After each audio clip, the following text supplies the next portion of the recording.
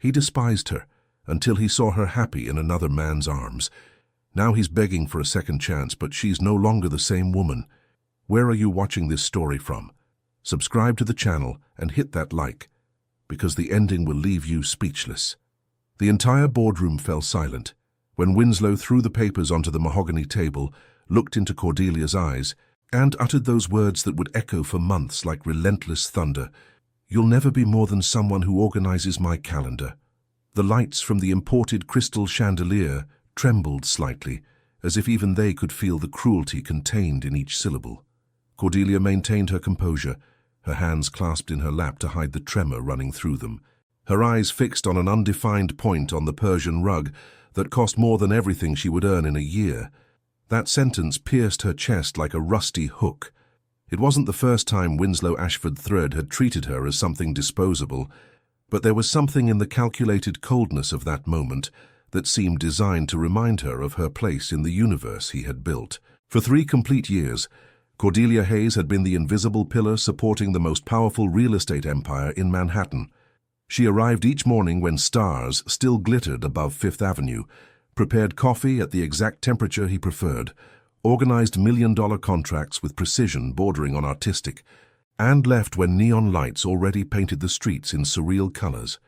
To Winslow, she was as essential as she was invisible, like the oxygen he breathed without noticing, like the water he drank without thanking. He never realized it was Cordelia who transformed his aggressive emails into diplomatic messages that saved deals on the brink of collapse.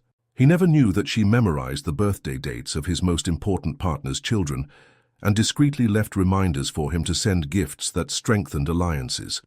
He never recognized that when he was about to lose a $20 million contract due to an accounting error, it was she who spent the entire night redoing spreadsheets until finding the discrepancy that would save his reputation. The aroma of coffee she prepared each dawn floated through the office like a sacred ritual. Winslow believed that subtle touch of cinnamon came that way from the factory, never imagining that she added it because she'd overheard a phone conversation where he mentioned it reminded him of his childhood in Connecticut. The soft sound of her voice on the phone calmed furious clients who threatened to sue. The delicate touch with which she adjusted the office curtains allowed natural light to illuminate meetings without blinding the screens. But to Winslow, she was part of the furniture, as necessary as the oak filing cabinets or the panoramic view of Central Park. That September would arrive with a brutal lesson.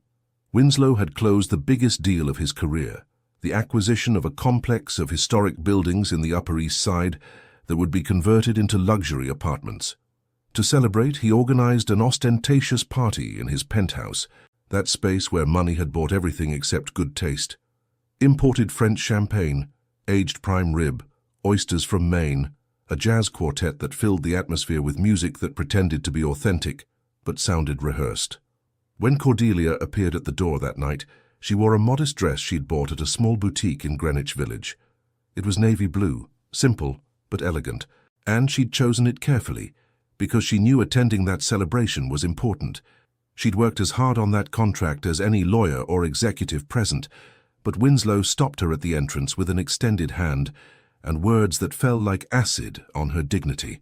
"This party is for important people," he said, his voice amplified by the echo of the Italian marble hallway. "How you can come back Monday to clean up." The silence that followed was deafening. 50 pairs of eyes locked onto her with a mixture of pity and relief at not being the ones humiliated. Cordelia felt how the heat of shame rose up her neck, how her heart beat so loudly she feared everyone could hear it. Tears threatened to overflow, but she contained them with a strength she didn't know she possessed. She turned with a dignity that only the truly strong can maintain under fire and walked toward the elevator. Each step of her modest heels against the floor resonated like a war drum, a rhythm of farewell that no one else recognized in that moment. When the elevator doors closed, she let a single tear roll down her cheek. Just one, because that was all Winslow Ashford III deserved from her. There are moments in life that don't destroy, but liberate. Sometimes the most painful rejection is the push we needed toward the freedom we feared to seek. The following Monday, Winslow's office dawned without the familiar aroma of cinnamon coffee. He entered his suite with his Italian leather briefcase and custom-tailored suit, expecting to find everything in place as always. But Cordelia's desk was empty. No computer turned on displaying his daily agenda. No steaming cup waiting for him. No printed summary of urgent emails he needed to review. On his own desk, he found a white envelope with his name written in Cordelia's impeccable handwriting. Inside, a handwritten letter on plain paper, without letterhead or excessive formalities. Dear Mr. Ashford, I hereby submit my resignation from the position of executive assistant, effective immediately. I wish you success in your future endeavors. Sincerely, Cordelia Hayes. Winslow crumpled the letter with an abrupt movement and threw it in the trash. A mixture of irritation and something he didn't want to identify as panic began growing in his chest. But he quickly suffocated it with his usual arrogance. Manhattan was full of competent people desperate to work for someone of his stature. He'd find a replacement in days, someone even better than Cordelia, someone who knew how to appreciate the opportunity. He called human resources and demanded they send him candidates immediately. During the following week, he interviewed 15 people. All had impressive resumes, elegant university degrees, brilliant references. He hired Patricia, a young woman with an MBA who spoke 3 languages and promised to revolutionize his organizational systems. Patricia lasted 3 weeks. She confused important meeting times, sent confidential documents to wrong clients, and prepared coffee that tasted like burnt cardboard. Winslow fired her and hired Michael, an efficient young man with experience at multinationals. Michael lasted a month before resigning, overwhelmed by impossible expectations and his boss's dismissive treatment. Meanwhile, Cordelia woke that first morning of freedom, feeling as if someone had removed an anvil from her back. For the first time in years, she didn't open her eyes with a knot of anxiety in her stomach. She didn't compulsively check her phone expecting urgent messages from Winslow at 5 in the morning. She stayed in bed a few extra minutes, listening to the sounds of the Brooklyn neighborhood where she lived. The bagel vendor announcing fresh goods, the bells of the nearby church, the reassuring murmur of the city waking without demanding anything from her in return. Her apartment was small but cozy, a space she'd neglected for years by dedicating all her time to Winslow's life. Now she looked at it with new eyes. The plants on the windowsill needed water. The curtains required washing. There were books she'd bought and never read. She had a life waiting for her, and for the first time she was available to live it. Cordelia wasn't naive about her financial situation. She'd saved meticulously for years, but New York was expensive and she'd need to find work soon. However, the urgency no longer came accompanied by desperation. She dressed in comfortable clothes, prepared her own coffee calmly, and went out to walk through the neighborhood. That's when she saw the sign in the window of a used bookstore in Park Slope. Assistant wanted with organizational experience. The bookstore Lost Pages was a small establishment, crammed with dark wooden shelves reaching to the ceiling, with that characteristic smell of old paper and freshly brewed coffee that large chains could never replicate. The owner was Miss Evangeline, a woman with silver hair pulled into a messy bun, glasses hanging from a golden chain, and a smile radiating genuine warmth. "Do you have experience organizing things?" asked Miss Evangeline, looking at her over her lenses. Cordelia nodded. "I've organized empires," she said simply, without arrogance or bitterness. "Just a fact." Miss Evangeline laughed, a deep laugh that came from the stomach. "Then a bookstore will be a piece of cake. When can you start?"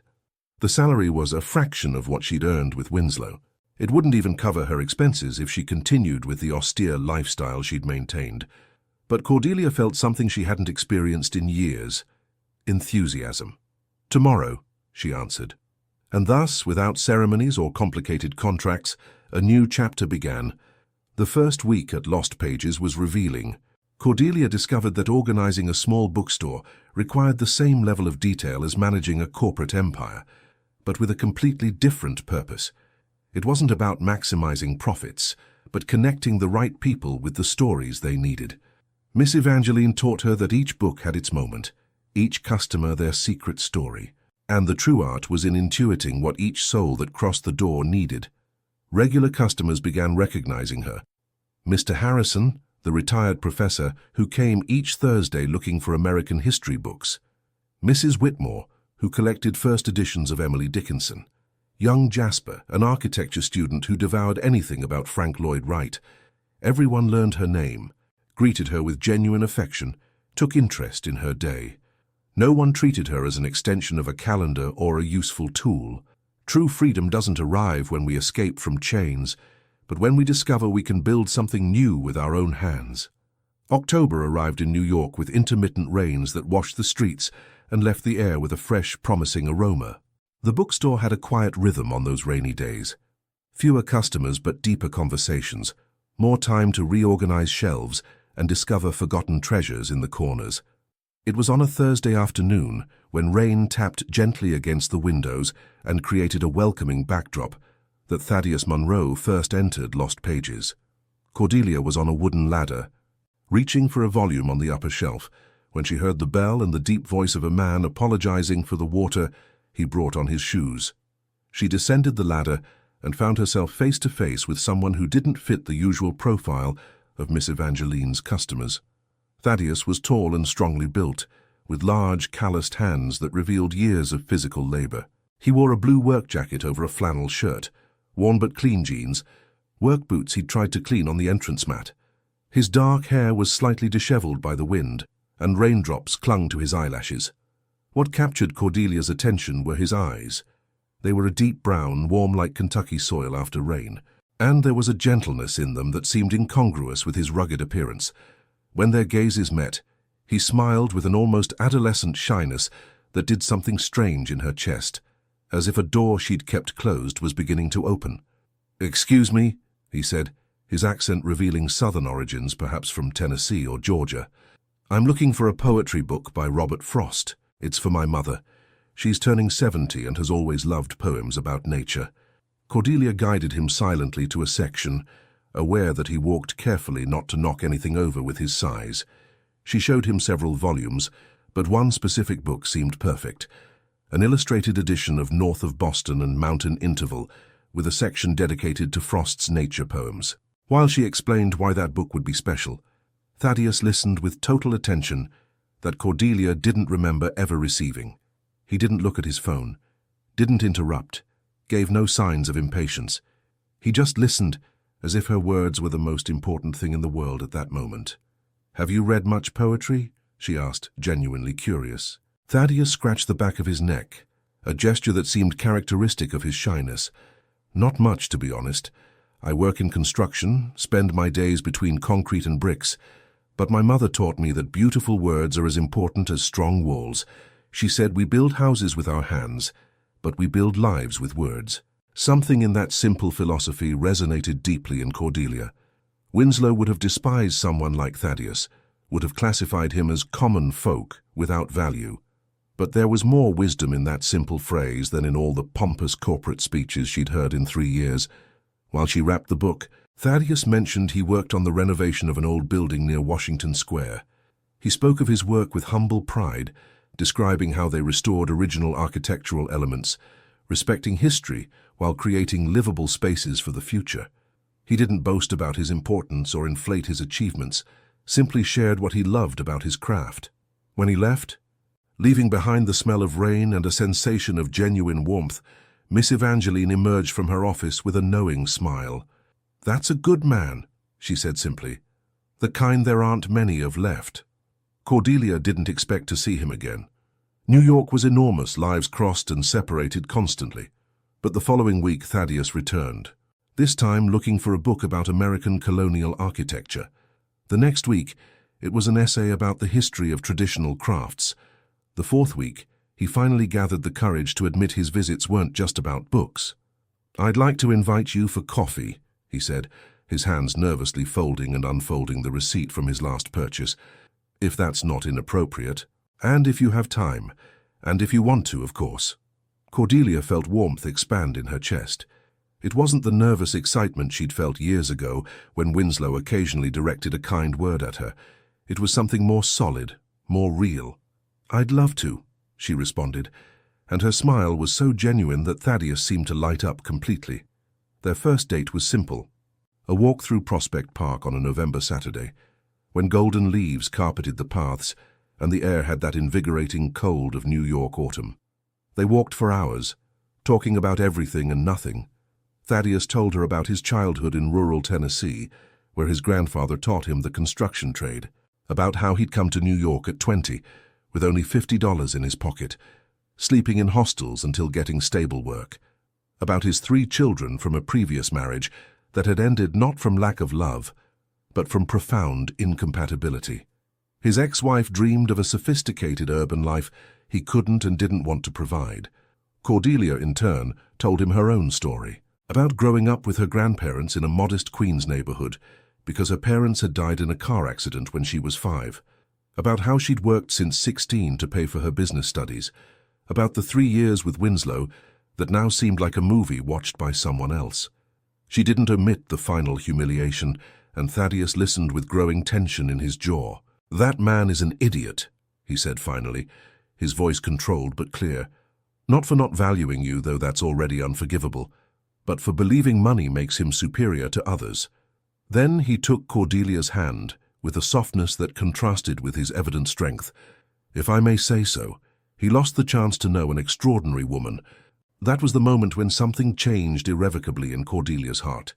It wasn't a dramatic love at first sight or overwhelming passion. It was something better, the profound recognition of having found someone who saw her completely, without pretensions or expectations beyond her company. True love doesn't arrive with fireworks, but with the quiet certainty of shelter after a long storm. While Cordelia flourished in her new life, Winslow's world began crumbling in ways he hadn't foreseen. Problems started as small cracks, unanswered emails that turned into misunderstandings, meetings organized at conflicting times, important clients who stopped feeling like priorities. But like a dam with expanding fissures, soon the entire structure began to give way. His new assistant, Carlos, was competent on paper. He had an MBA from a prestigious business school, spoke 4 languages, and projected the image of corporate efficiency that Winslow believed he needed. But Carlos didn't have what Cordelia possessed, that almost mystical intuition that allowed her to anticipate problems before they arose, that capacity to read between the lines of emails and detect potential conflicts, that photographic memory that converted each meeting into stored strategic information. The first significant disaster occurred with the Upper East Side buildings contract, the same one he'd celebrated with that party where he humiliated Cordelia. The documents contained clauses she always reviewed meticulously. Carlos, confident in his academic training, had assumed them correct. But there was an error in zoning that allowed current residents to claim permanency rights that would dramatically reduce the investment's value. When the problem exploded, threatening to cost him $10 million in litigation, Winslow felt for the first time a flash of something like panic. Cordelia would have detected that error in seconds. Her eagle eyes found discrepancies that expensive lawyers overlooked. He tried calling her, his pride momentarily overcome by need, but the number he had saved no longer existed. Clients also began drifting away. Rafael Dominguez, a developer he'd worked with for a decade, cancelled a joint project. When Winslow demanded an explanation, Rafael was brutally honest. "Your new assistant sent me an email so arrogant, I thought it came directly from you. But then I remembered Cordelia used to soften your correspondence. Now that she's gone, I see who you really are, Winslow. And I don't like doing business with someone like that." Those words dug deeper than Winslow wanted to admit. How many other business relationships depended on Cordelia's invisible diplomacy? How many clients tolerated him only because she did the emotional work he despised? In December, an internal audit revealed discrepancies in accounting records going back months. Nothing criminal, but enough to generate expensive fines and tarnish his reputation. Winslow reviewed the files with a mixture of frustration and disbelief. These were exactly the types of errors Cordelia corrected before they became problems. She had a cross-checking system she implemented silently, without seeking recognition or glory. One night, working late in his empty office, Winslow opened his desk drawer and found something that stopped his heart. A small notebook Cordelia had forgotten. It was her personal note system, with comments in the margins of past meetings. Each page revealed a level of strategic thinking and care he'd never acknowledged. "Confirm with accountant before sending. Possible error in sum," said a note next to a $3 million contract. Winslow remembered signing that document thinking everything was perfect. Only now did he realize it was perfect, because she'd reviewed it 3 times. Dominguez's wife loves gardenias. Send arrangement for their anniversary, said another note dated 2 years ago.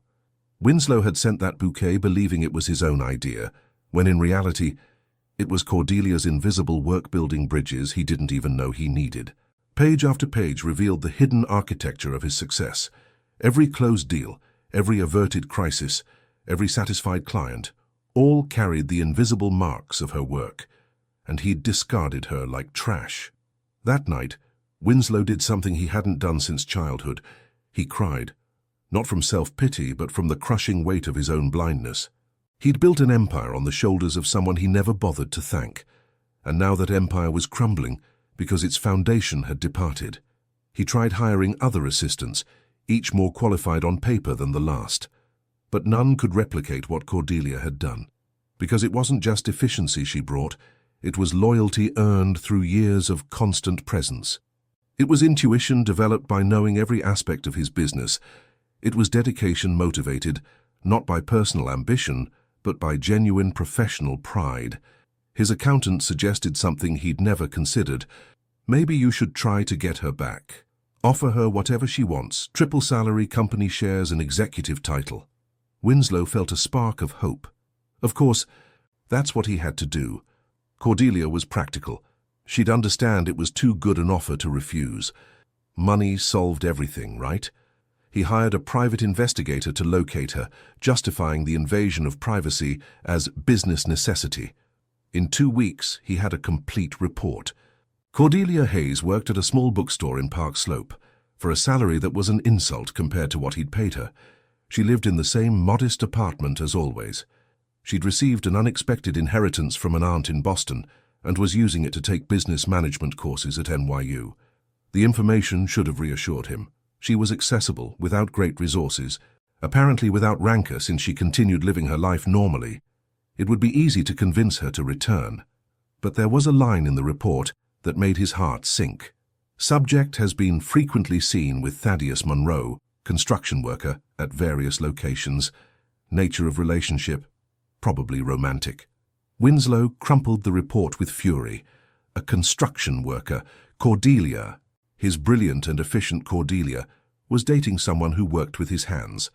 Someone who probably earned in a month what he spent on dinners. It was absurd. It was unacceptable.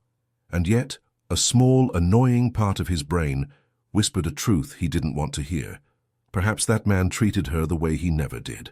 When an empire is built on despised foundations, collapse isn't a question of if, but when. December painted New York with Christmas lights that turned the city into a fairy tale scene. Streets glittered with decorations, holiday markets filled the squares, and there was a particular magic in the cold air that invited people to seek refuge in human warmth. Cordelia experienced her first free Christmas in years, without the pressure of organizing Winslow's corporate dinners, without the stress of coordinating gifts for clients he didn't even know personally, without having to sacrifice her own family, because December is the most important month for closing contracts. Now she could simply l'amive. Lost Pages organized a community celebration every year, an event that brought together regular customers, neighborhood residents, and anyone who needed a place to feel welcome during the holidays. Miss Evangeline insisted that Cordelia invite Thaddeus, and she accepted with a mixture of excitement and nervousness. It would be the first time he met her small circle of new friends, this world she'd built far from Winslow's shadows. On the night of the party, Cordelia dressed with special care. She chose a simple red dress she'd bought with her first paycheck from the bookstore. It wasn't designer or made from imported fabrics, but when she looked in the mirror, she saw something she hadn't seen in years. A woman who dressed for herself, not to meet others' expectations. Thaddeus arrived with a bouquet of wildflowers he'd bought at the Union Square Farmers Market and a bottle of Tennessee whiskey from his hometown. They weren't imported roses or French champagne, but the gesture came from the heart. When their eyes met, he smiled with that mixture of shyness and admiration that made her feel seen in a way that transcended the physical. "You look beautiful," he said simply, without flourishes or forced poetry. And she believed him because she could see the truth reflected in his gaze. The party was exactly what Cordelia needed. The bookstore had transformed into a welcoming space with handmade decorations, scented candles filling the air with essences of cinnamon and orange, and tables laden with food each guest had brought to share. Mr. Harrison played guitar in a corner, nostalgic notes of traditional carols floating between animated conversations. Cordelia introduced Thaddeus to Miss Evangeline, to regular customers, to neighbors who'd become friends, and she watched with growing warmth as he interacted with everyone with authentic gentleness. He didn't try to impress anyone, didn't exaggerate his achievements, simply listened to others' stories with genuine interest and shared his own with humility. When Mr. Harrison played a particularly beautiful melody, Thaddeus extended his hand to Cordelia. "Shall we dance?" he asked with that smile of his that melted any resistance. She took his hand, large and calloused but incredibly gentle, and let herself be guided through the small improvised dance floor between the bookshelves. Dancing with Thaddeus was different from everything Cordelia had experienced. There was no refined technique or rehearsed movements. It was simple, honest, two people moving together to the rhythm of music. He held her as if she were something precious but not fragile, with respect but without distance. And in that moment, surrounded by the laughter of people who genuinely appreciated her, cradled by the music and the arms of a good man, Cordelia realized something fundamental. She was completely happy, not the ephemeral happiness of a professional achievement or scarce praise, but that deep, sustained happiness that comes from being exactly where you're supposed to be, with the people who truly matter. Outside the bookstore, parked across the street, Winslow Ashford III watched from his black Mercedes. He'd come to Park Slope, following the irrational impulse to see Cordelia, perhaps talk to her, maybe offer that impossible-to-refuse proposal he'd prepared. But what he saw through the illuminated windows of the bookstore left him paralyzed. It wasn't simply that Cordelia was there. It was the way she glowed, as if someone had turned on an interior light he never knew existed. It was the way she laughed, open and free, without the careful control she always maintained at the office. It was the way she looked at the man holding her as they danced, that construction worker, who didn't have impressive degrees or a robust bank account, as if he were the only thing that mattered in the universe. Winslow felt something he hadn't experienced in decades, pure, devastating envy. Not envy of another man's money or power. He had more of both than Thaddeus would ever have. It was envy of something much more valuable and completely beyond his reach. The ability to make Cordelia happy in a way he never had or tried. In all the years she worked for him, he never saw her smile like that, never heard her laugh with that freedom, never imagined that beneath that professional, controlled facade existed a woman capable of such luminosity. And the reason he never saw it was simple and brutally clear. He never bothered to look. That night, as he drove back to his empty, excessively large penthouse, Winslow made a decision that would change the course of everything to come. He wouldn't give up. He'd fight to get Cordelia back, not just because he needed her professionally, but because something inside him had broken seeing her so happy without him. It wasn't love. He didn't yet know what love was, but it was a growing obsession mixed with regret and something dangerously similar to the desire for possession. He didn't understand it was already too late, that some moments in life are windows that close and can't be reopened. That Cordelia had already made her own decision, and that decision didn't include returning to the past. The most important decisions of our lives rarely come with dramatic announcements. They often arrive quietly, in moments of perfect clarity, when we finally see what was always there waiting to be recognized. Winslow's strategy to get Cordelia back began like all his business campaigns, with abundant resources and relentless determination. But he soon discovered that the human heart doesn't negotiate like a real estate contract. The first attempt was subtle. He sent a bouquet of red roses to Lost Pages bookstore. Not just any bouquet, but 100 long-stemmed Ecuadorian roses, arranged in a display that cost more than Cordelia's weekly salary. The attached card said, "I'm sorry for everything. Come back and I'll give you what you deserve. W.A." Miss Evangeline was the one who received the bouquet, her eyebrows arching as she read the card. When Cordelia arrived that morning, she found the flowers on the counter. She looked at them for a long moment, feeling a whirlwind of emotions. Fury, sadness, a bit of satisfaction at the effort, but above all, confirmation that she'd made the right decision. "Want to keep them asked Miss Evangeline. Cordelia shook her head. "Take them to the nursing home around the corner. The elderly ladies will enjoy them more than I will." It was a symbolic but powerful gesture. The flowers Winslow sent as a sign of his economic value ended up brightening the day of people he'd never consider worthy of his attention. When Winslow learned the flowers had been donated, he intensified his efforts. He began sending more personal gifts, a first edition of The Great Gatsby she'd casually mentioned years ago she'd like to read, a voucher for the most exclusive spa in Manhattan, even an envelope with a $50,000 check and a note, "Just so you know how much I value what you did for me." Each gift was returned unopened or, in the case of the check, torn into tiny pieces inside the same envelope with a simple note, "I'm not for sale, never was." Frustrated by the rejections, Winslow changed tactics. He appeared personally at the bookstore on a Wednesday afternoon. Cordelia was organizing a Latin American literature display when she heard the bell and looked up to find him there, impeccably dressed in a three-piece suit that cost more than the bookstore's entire inventory. The contrast between him and the space was almost comical. Winslow seemed like a figure from another dimension, too polished, too large, too alien to that world of old paper and shared coffee.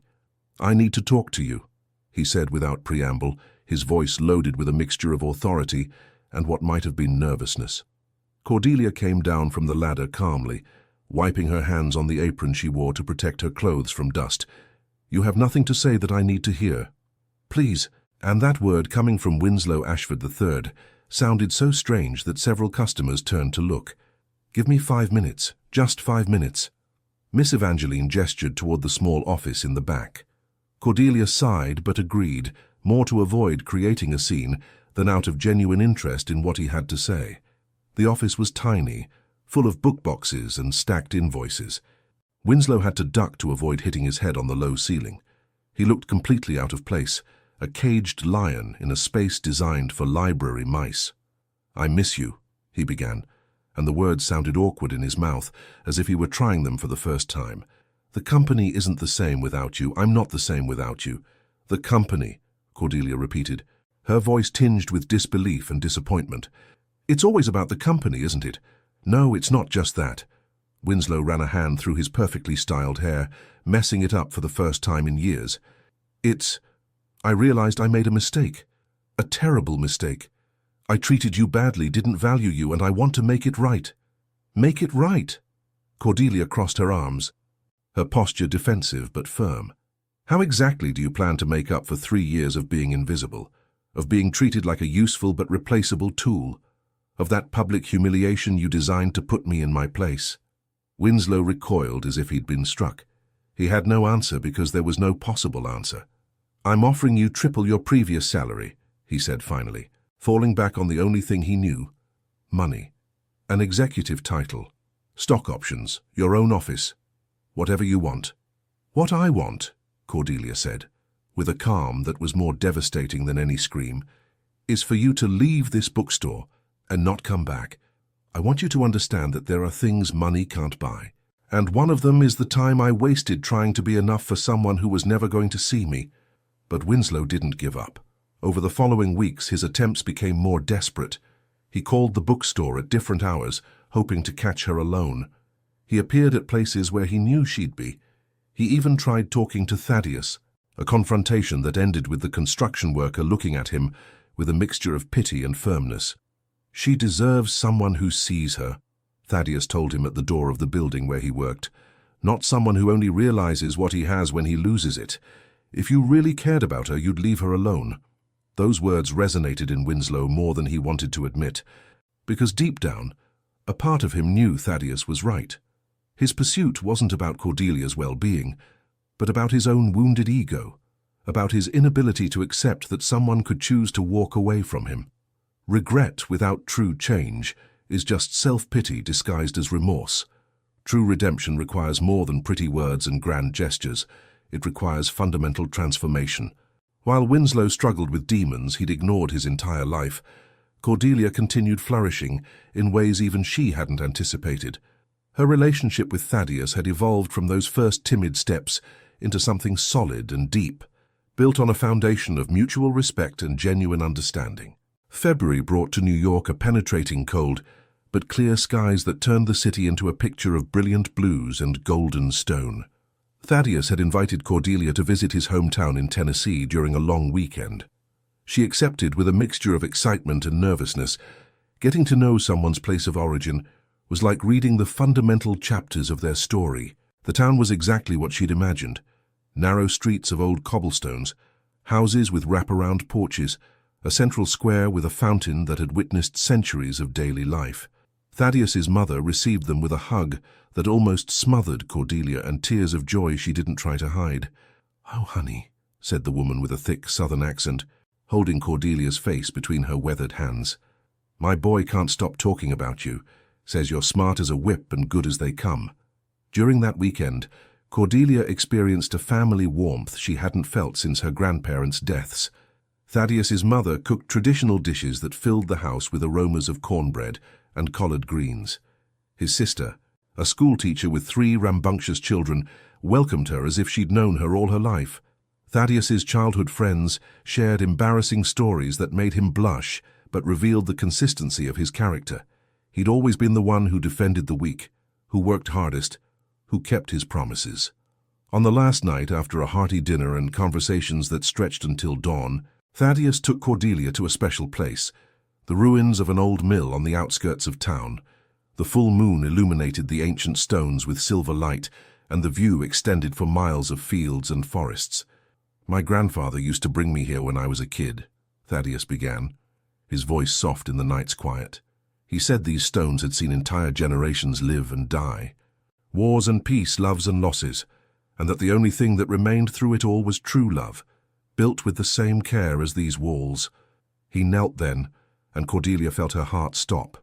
It wasn't a grandiose or rehearsed gesture. It was simple, sincere, perfect. "Cordelia Hayes," he said, pulling a small box from his jacket pocket. "I don't have much to offer you. I don't have fancy properties or fat bank accounts, but I offer you my whole heart, my unwavering loyalty, and the promise to build with you a life where every day you'll feel seen, valued, and loved. Will you marry me?" The ring was modest, a small emerald set in simple gold, inherited from his grandmother. It didn't shine with the fire of expensive diamonds, but it gleamed with something more valuable: history, transgenerational love, the promise of continuity. Tears rolled down Cordelia's cheeks, but they were tears of happiness, so pure it hurt. "Yes," she whispered, and then louder, with a certainty that echoed among the ancient stones. Yes, 1,000 times yes. When Thaddeus kissed her under that full moon, with the weight of centuries of stories as witnesses, Cordelia knew with absolute clarity that this was the life she was meant to live. Not one built on money or social status, but on authentic love and mutual respect. News of the engagement spread quickly. Miss Evangeline cried with joy and immediately organized a celebration at the bookstore. Regular customers brought modest but meaningful gifts.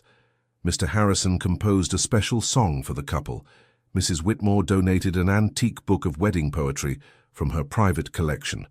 Winslow learned of the engagement through his private investigator, who delivered the report with an unusual comment. "Maybe you should let her go, sir. Some trains leave and don't come back." But Winslow's pride couldn't accept defeat. He intensified his efforts in a way that bordered on obsessive. He offered Cordelia a position as vice president of his company with a 6-figure salary. When she refused, without even considering the offer, he contacted Thaddeus directly with a disturbing proposal: $500,000 if he'd walk away from Cordelia. Thaddeus appeared at Winslow's office the next day, his physical presence filling the opulent space with a different energy. "I don't know if you're stupid or just cruel," he said with tense calm, "but I'm going to explain something once.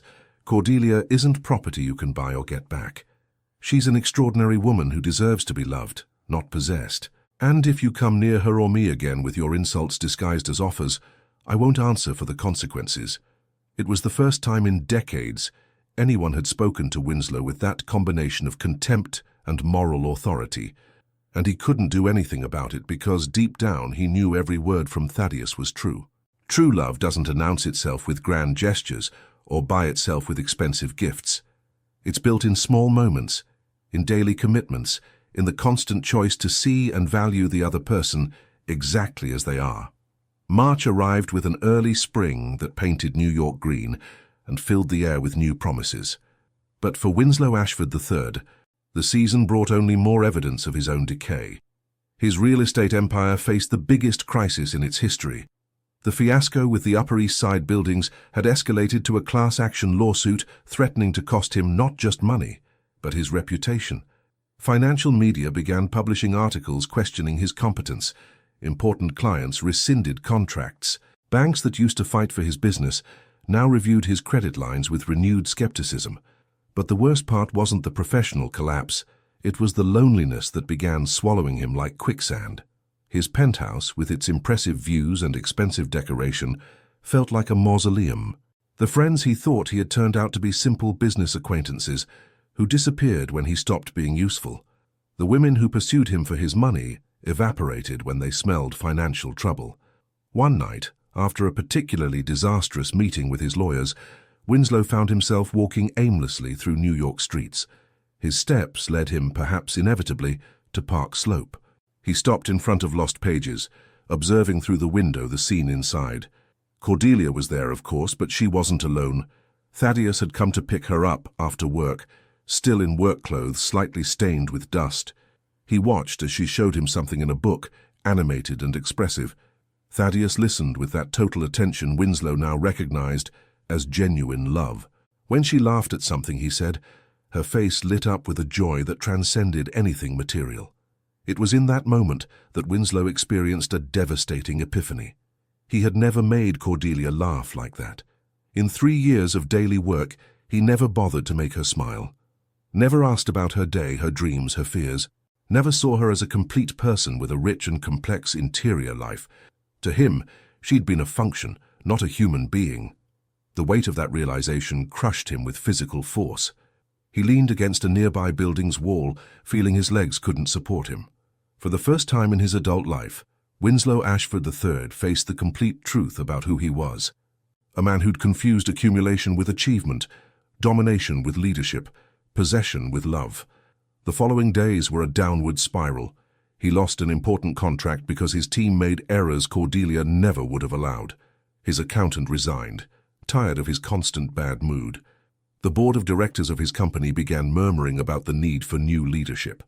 One afternoon, while reviewing papers in his office, he found a photograph he'd forgotten. It was from the celebration of his first big contract 5 years ago. In the background of the image, almost out of frame, was Cordelia, young, full of hope, with that dedication visible in every line of her posture as she organized event details.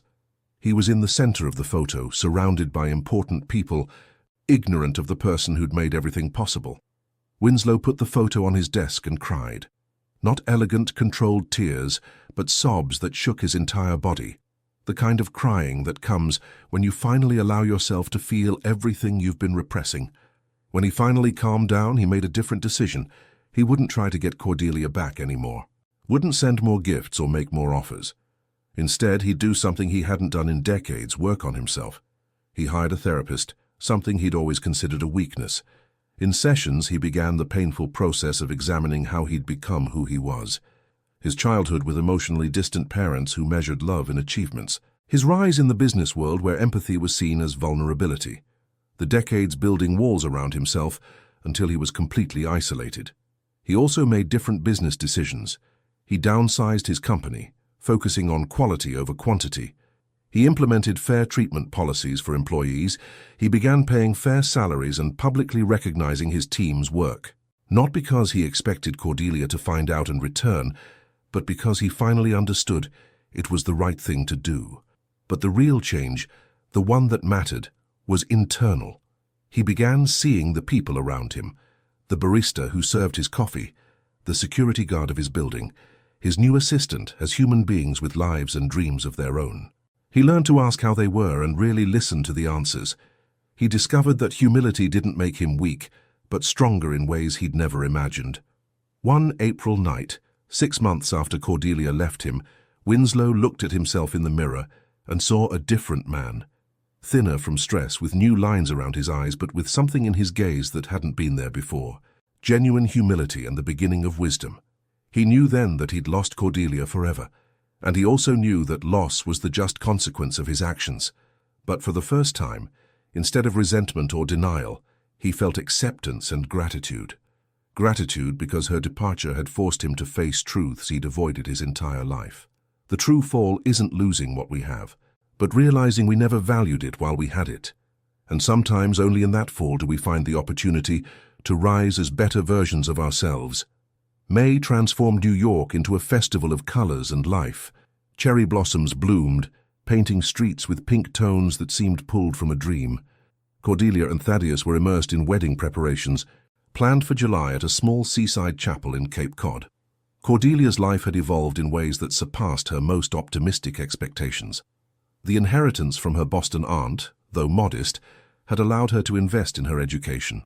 Her business management courses at NYU not only expanded her knowledge but connected her with a network of entrepreneurial women who supported each other. It was during one of these classes that she received an unexpected proposal. A chain of independent bookstores across America was looking for someone to manage its national expansion. They wanted to preserve the community essence of small bookstores while implementing efficient systems that would allow them to compete with large chains. The offered salary was 3 times what Winslow had paid her, with growth opportunities and profit participation. "Why me?" Cordelia asked during the final interview, genuinely curious. The chain's director, an older man with thick glasses and a kind smile, leaned back in his chair. "Because you've lived in both worlds," and he explained. "You worked in the ruthless corporate environment and survived without losing your humanity.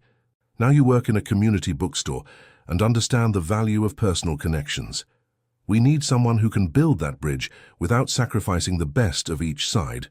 Cordelia accepted the position with a mixture of excitement and melancholy. It meant leaving Lost Pages, the place where she'd found refuge when she needed it most. But Miss Evangeline insisted on celebrating, not lamenting. "My dear," said the elderly woman with tears in her eyes, "you came here broken and you're leaving whole. That's the greatest gift anyone can give me. Now go and share that wholeness with the world." Thaddeus received news of the new position with evident pride. "I knew you were special from day one," he said, hugging her in the small kitchen of his apartment while they prepared dinner together. "Not just intelligent or capable, but complete. The world needs more people like you in positions of power." Wedding preparations continued with quiet joy. There would be no ostentatious celebration or endless guest list. Just 50 people who truly mattered, close family, true friends, colleagues from the bookstore. The ceremony would be simple, officiated by the pastor from Thaddeus's parish who had baptized him. The reception would take place at a restaurant overlooking the ocean, with homemade food and local wine. Cordelia chose a simple white lace dress she found at a vintage shop in Soho. It didn't cost a fortune or bear a designer's signature, but when she tried it on, she felt it was perfect. Thaddeus would wear the suit his grandfather had worn at his own wedding, carefully preserved by his mother for decades. While tasting the wedding cake at a small family bakery, Cordelia had a moment of reflection. She thought about the woman she'd been a year ago, efficient but invisible, competent but not valued, alive but not really living.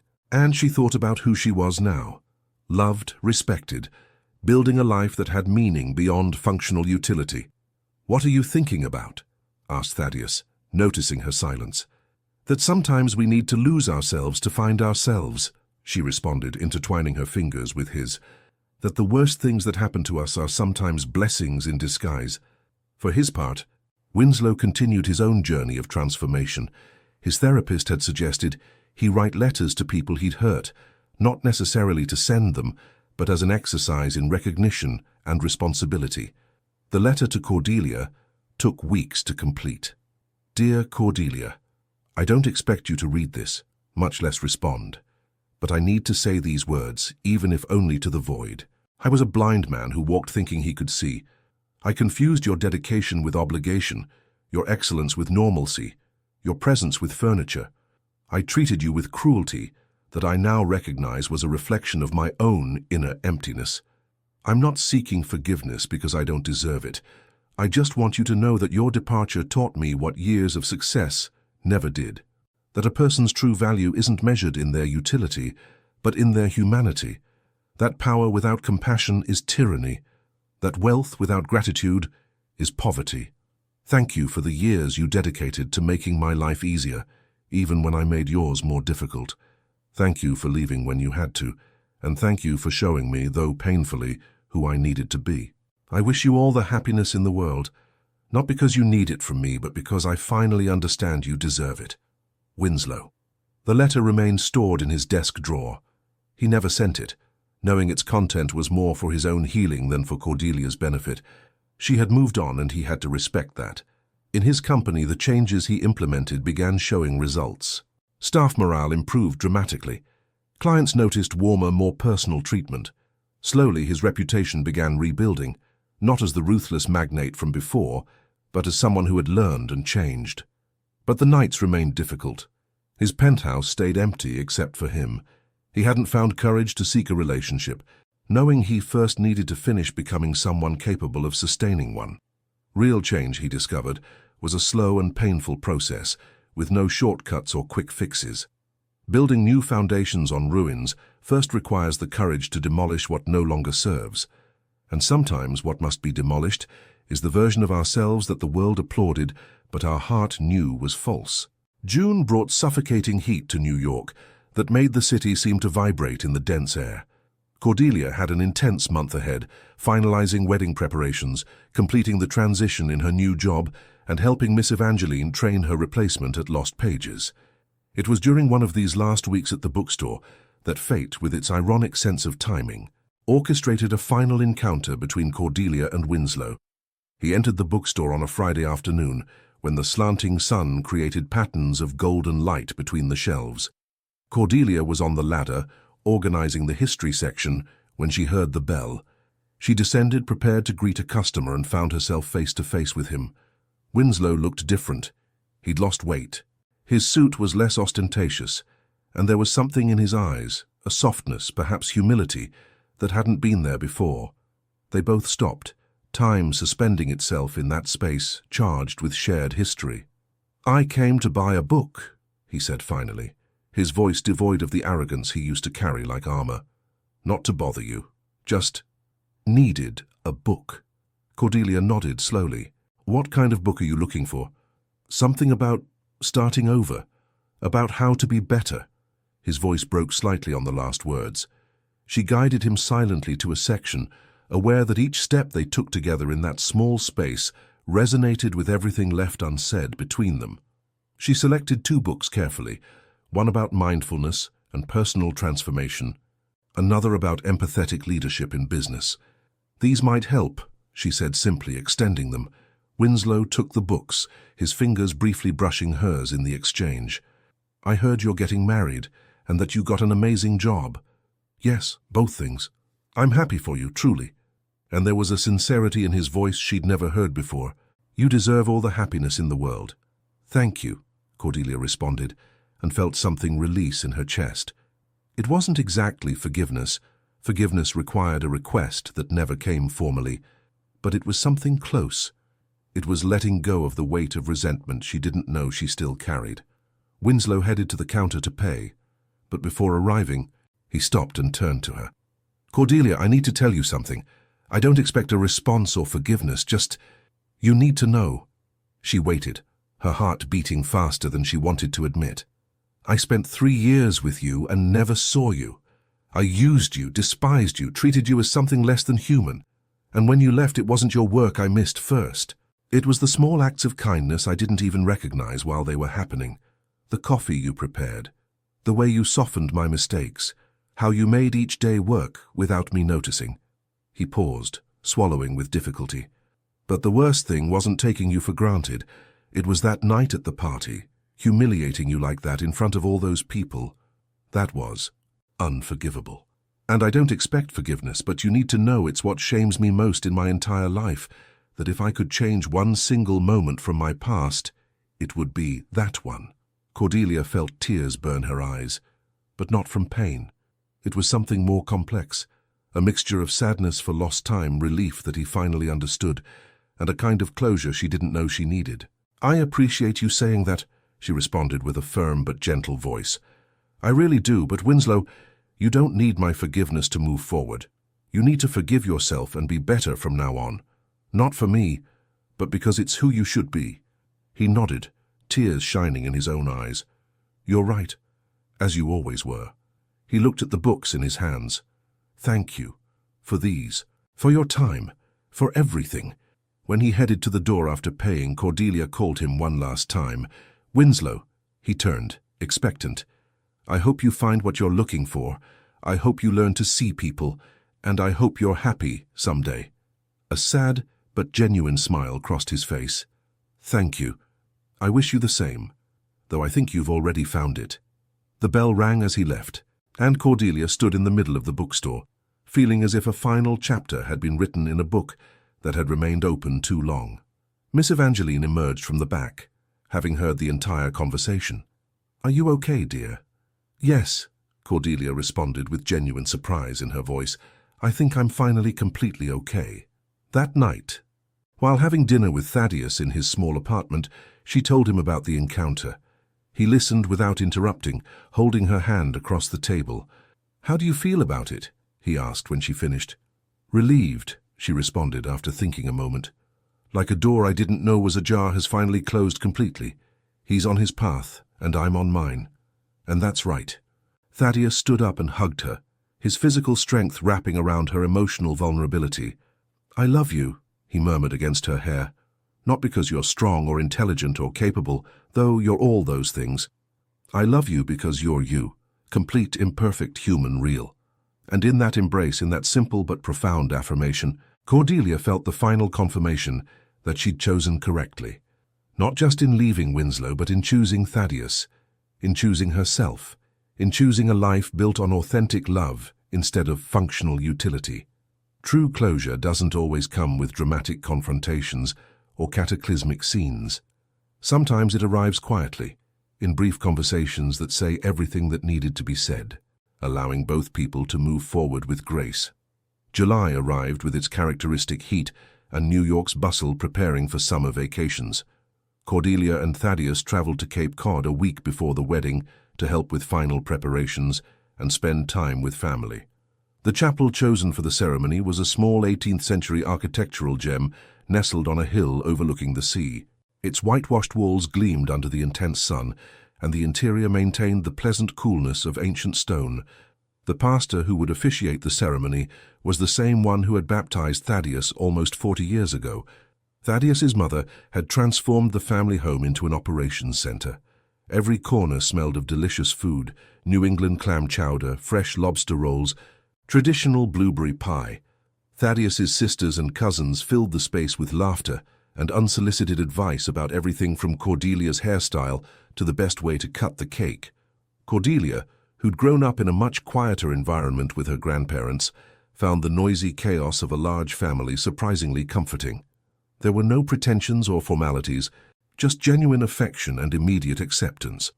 One afternoon, while Thaddeus's mother and she prepared flowers to decorate the chapel, the older woman took Cordelia's hands between hers. "I want to thank you," she said with tears in her eyes. "Thank me? Why?" asked Cordelia, confused. "For giving my son his light back. After the divorce, I thought he'd never be the same. He'd become serious, cautious, as if afraid to hope for something good again. But with you, oh honey, with you he believes in love again." Cordelia hugged the elderly woman, feeling the deep connection that only maternal love can offer. "He gave me my light back too," she whispered, "more than he'll probably ever know." The days leading up to the wedding were a mixture of excitement, nervousness, and moments of profound gratitude.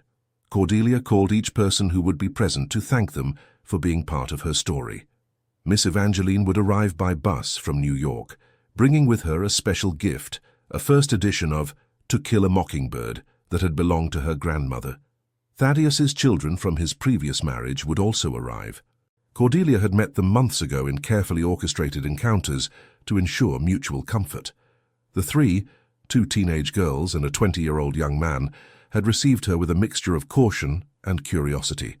She didn't seek to replace their mother, and they didn't seek a new one. But through honest conversations and shared time, they'd built something different: mutual respect and genuine affection. The night before the wedding, according to tradition, Cordelia and Thaddeus slept separately. She stayed at her future mother-in-law's house, he at his sister's.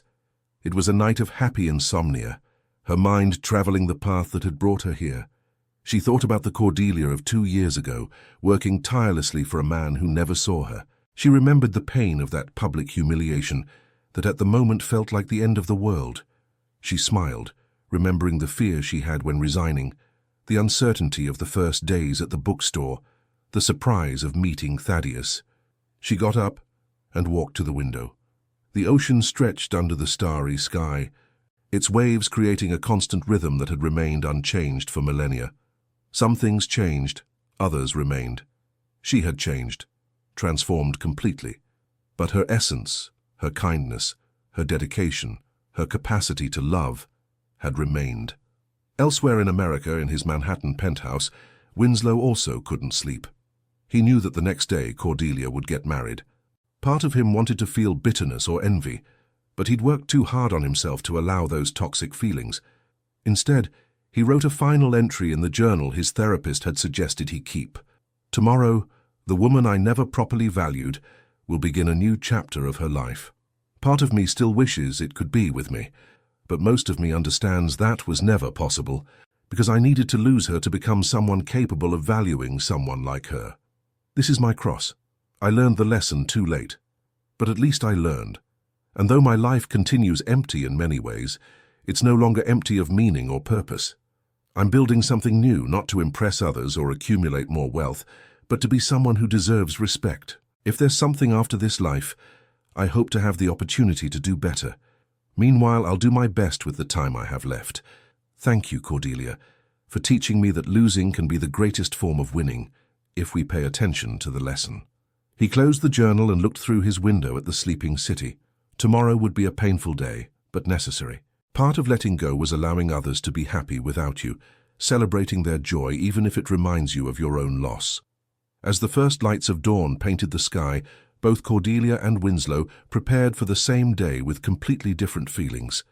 She with anticipation and joy, he with acceptance and melancholy. But both, in their own way, were at peace with what would come. The eve of a new beginning is always a moment of reflection. We look back to understand how we got here, and forward with hope for what's to come. And if we've lived well, we can do both with gratitude in our hearts. The dawn of her wedding day painted the Cape Cod sky with shades of pink and gold that seemed straight out of a painting. Cordelia woke to the sound of seagulls and the distant murmur of waves, feeling a profound peace she'd never experienced in her entire life. Thaddeus's mother's house was already in full activity. The family women moved with coordinated purpose, preparing breakfast, reviewing flowers, making sure every detail was perfect. Miss Evangeline, who'd arrived the night before, supervised everything with her characteristic maternal wisdom. "Come, dear," called Thaddeus's mother, when Cordelia appeared in the kitchen, still in pajamas with disheveled hair. "You need to eat. Brides need strength for what's ahead." They had breakfast together, fresh bagels with cream cheese, coffee with milk, fruit from the local farmer's market. It was simple, but perfect. Like everything in this new life Cordelia was building. As they ate, the women shared stories of their own weddings, some romantic, others funny, all full of the kind of honesty that only comes from true love. Mid-morning, the preparation ritual began. Cordelia's hair was styled by Thaddeus's younger sister, who turned out to have natural talent for such matters. Nothing elaborate, soft curls partially pinned with small white flowers woven through. Light makeup applied by a cousin who worked at a perfume store, highlighting her natural beauty without hiding it under layers of products. When it came time to put on the dress, Cordelia felt a wave of emotion. It wasn't the most expensive piece or from the most famous designer, but when she looked in the mirror, she saw exactly what she wanted to see. Herself only more radiant, ready to begin a new chapter. Miss Evangeline approached with a small box. "Your grandmother would have wanted you to have this," she said with tears in her eyes. Inside was an antique silver brooch with a small pearl, a family heirloom Cordelia vaguely remembered from her childhood. "I saved it for you all these years, waiting for the right moment." As Cordelia cried with gratitude, careful not to ruin her makeup, the chapel filled with guests. 50 people, no more, each carefully selected for their significance in the couple's lives. Regular customers from lost pages who'd become friends, colleagues from Cordelia's NYU courses, Thaddeus's co-workers who appreciated him not just as a master mason, but as a person. Thaddeus waited at the chapel, nervous in a charming way. He wore his grandfather's suit, perfectly adjusted by a local tailor. His children were with him, providing moral support and jokes to calm his nerves. His oldest son adjusted his tie for the 5th time, laughing. "Dad, I've never seen you this nervous, not even when you built that bridge over the river." "That bridge only held cars," Thaddeus responded with a tremulous smile. "This commitment will hold my entire life." When the music began, an acoustic guitar played live by a family friend, everyone stood. Cordelia appeared at the chapel entrance on Miss Evangeline's arm, who had joyfully accepted the honor of giving her away in the absence of her direct family. The path from the door to the altar seemed infinitely long and yet too short. Cordelia walked aware of each step, each breath, each beat of her heart. Her eyes found Thaddeus's and saw in them everything she needed: love, commitment, future. When she reached his side, he took her hands with a softness that contrasted with his physical strength. "You're beautiful," he whispered, his voice loaded with emotion. The ceremony was simple, but deeply meaningful. The pastor spoke about love as construction, a perfect metaphor for Thaddeus. True love is built brick by brick, day by day, with patience, dedication, and faith. Like a strong house, it requires solid foundations, constant maintenance, and protection against storms. But when well built, it can last generations. When it came time for vows, Thaddeus spoke first, his deep voice filling the small chapel.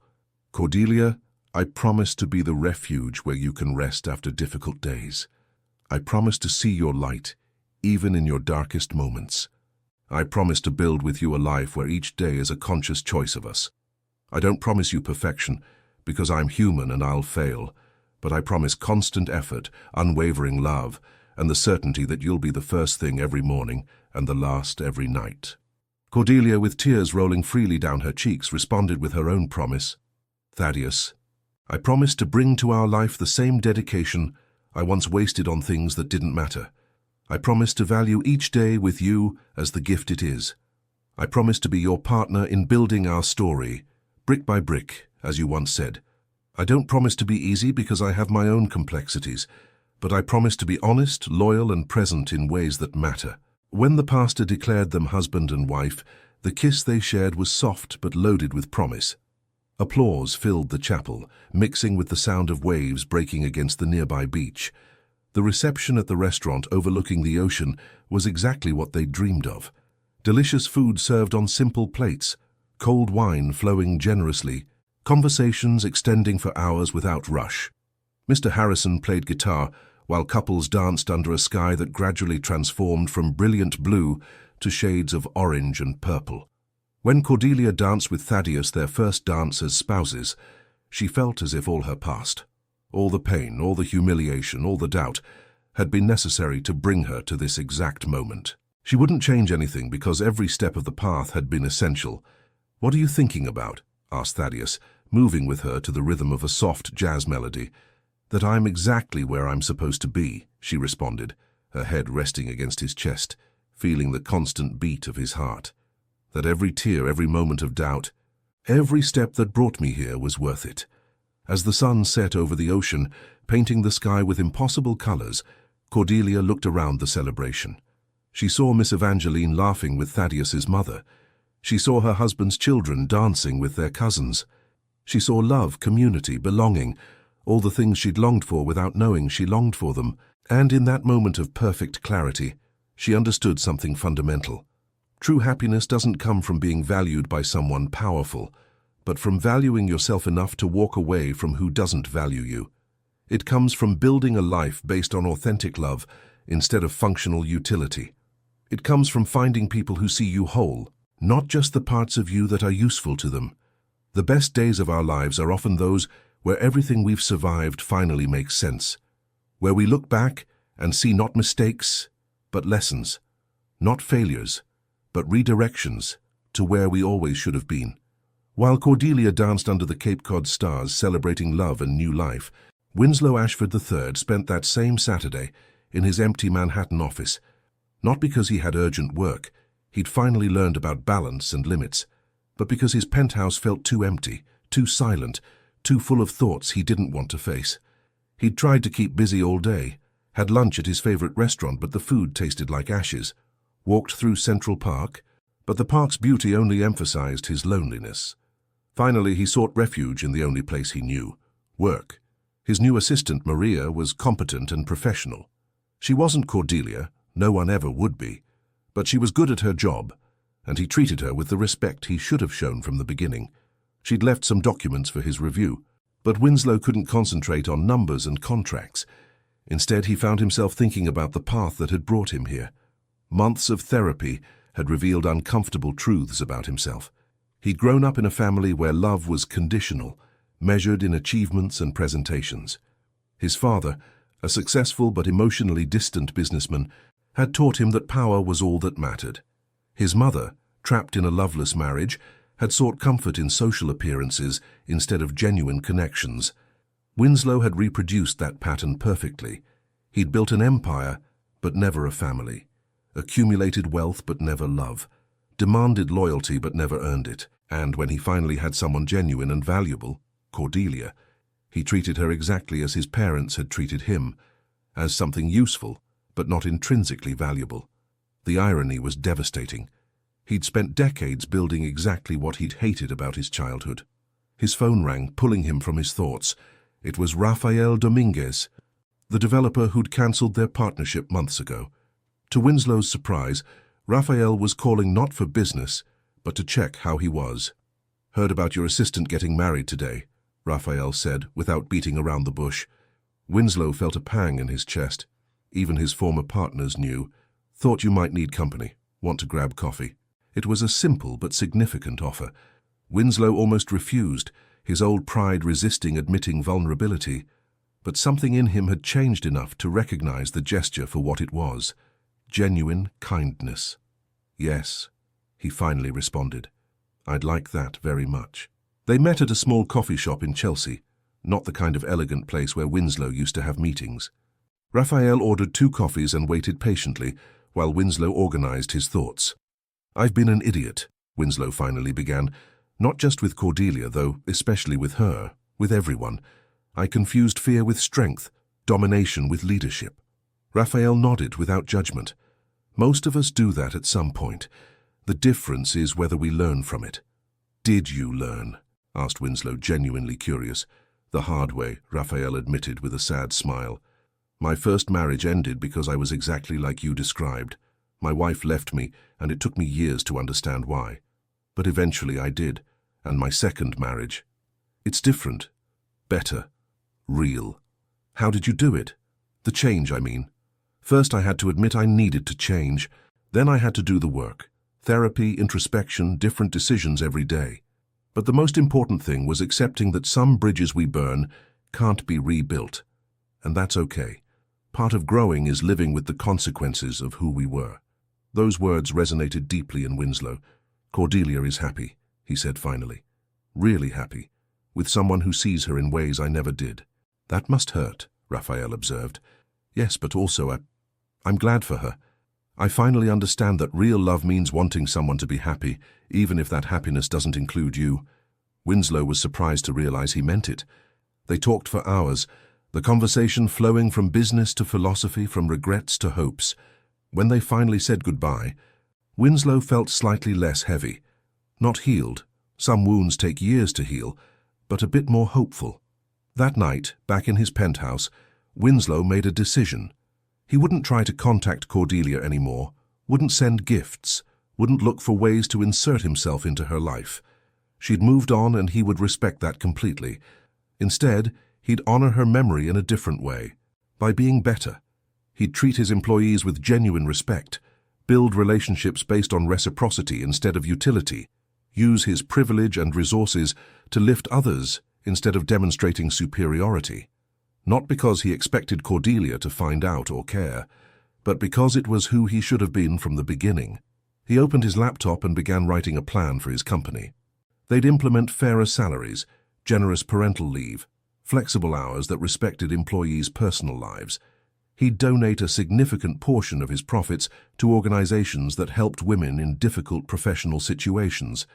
He couldn't undo the harm he'd caused Cordelia, but he could make sure others in similar positions had better options, more support, more dignity.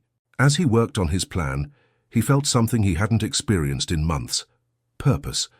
Not the empty purpose of accumulating more wealth or power, but the real purpose of making a positive difference, however small. Outside, New York glittered with its nightlights. The city continued its eternal rhythm, indifferent to individual human dramas. But inside Winslow, something fundamental had changed. It wasn't redemption. That might never come. But it was a beginning. And sometimes when we've fallen so low, a beginning is all we can hope for. The price of late learning is living with the knowledge of what we could have been if we'd learned sooner. But the gift of late learning is the opportunity to be better from here forward, and for some that opportunity is enough. 3 months after the wedding, autumn arrived in America with its characteristic palette of ochres and golds. Cordelia and Thaddeus had settled in a small house on the outskirts of New York, a perfect balance between rural tranquility and proximity to the city for both their work. The house had a garden where they planted lavender and rosemary, herbs that filled the air with aromas that soothed the soul. Mornings began with coffee on the porch, watching the sun paint distant mountains with shades of pink and gold. It was simple, but it was theirs. Cordelia's work as manager of the independent bookstore chain proved to be exactly what she needed: challenging but meaningful, demanding but respected. She traveled across America, helping small bookstores modernize their operations without losing their unique character. It was the perfect synthesis of her corporate experience and her love for community. Thaddeus continued his construction work, but now he also taught young apprentices the traditional trade. He found deep satisfaction in passing on knowledge, in seeing the next generation learn the value of well-done manual work. Evenings passed like all couples, some in comfortable silence, reading together, others in deep conversations about dreams and fears, some in silly laughter about unimportant nonsense. It was ordinary in the best possible way.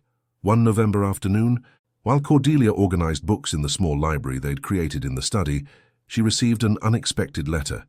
The envelope was thick and quality, with a seal she recognized immediately: Winslow's company. Her first instinct was to throw it away unopened, but curiosity won.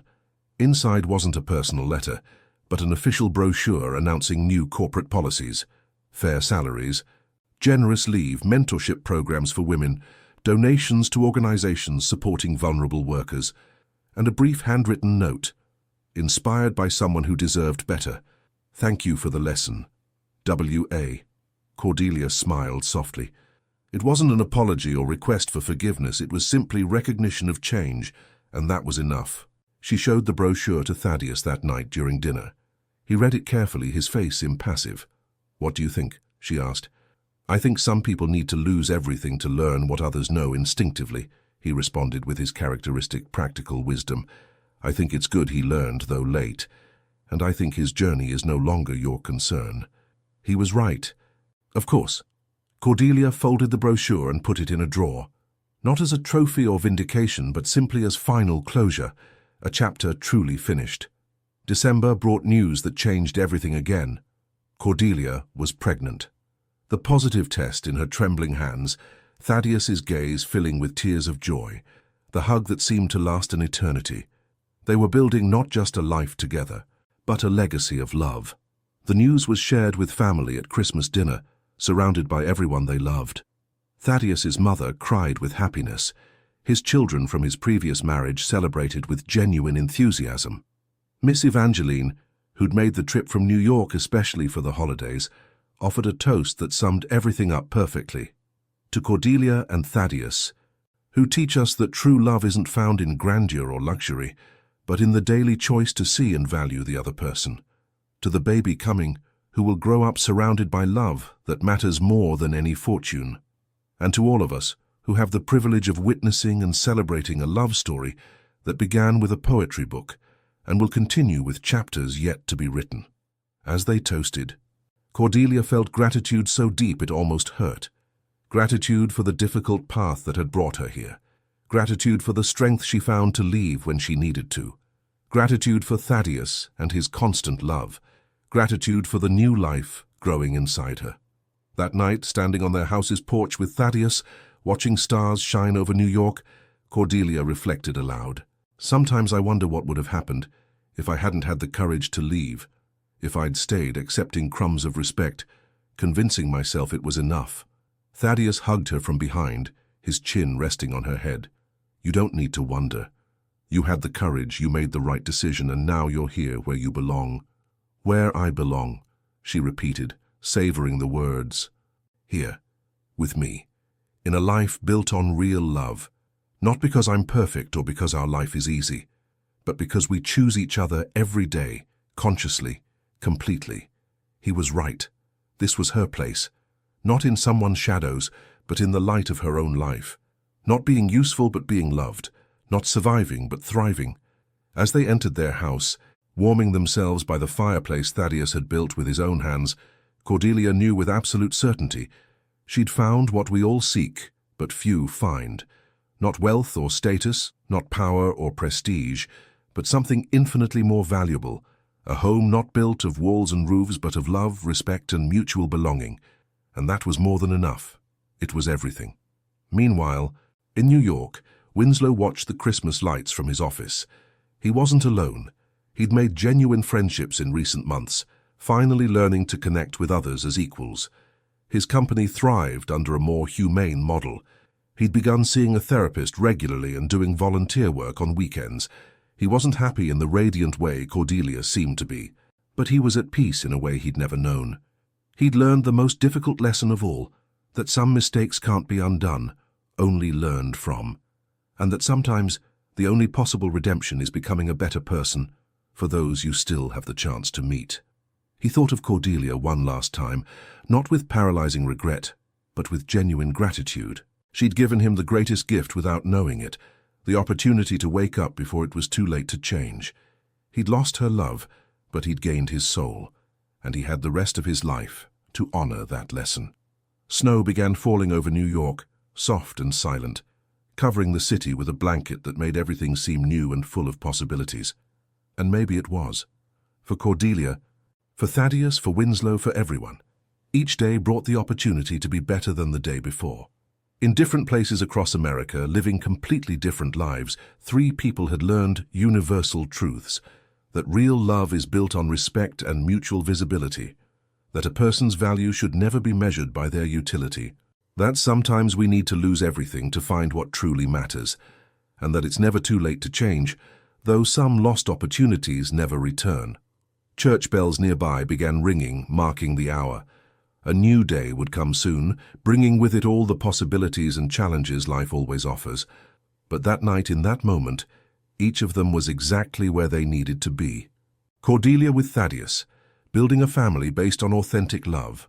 Winslow on his path to redemption, finally learning to see people. And all of us, witnesses to this story, remembering that happy endings don't always mean everyone gets what they want, but that everyone gets what they need to grow. Life teaches us that true love isn't possession, but celebration. That value isn't demonstrated in titles or bank accounts, but in how we treat others when we have nothing to gain from them. That the costliest mistakes often bring the most valuable lessons. And that it's never too late to choose to be better, though some opportunities are lost forever in the process. This is the story of three people who learned these truths in different ways, but equally powerful. And their story continues like all our stories, one day at a time.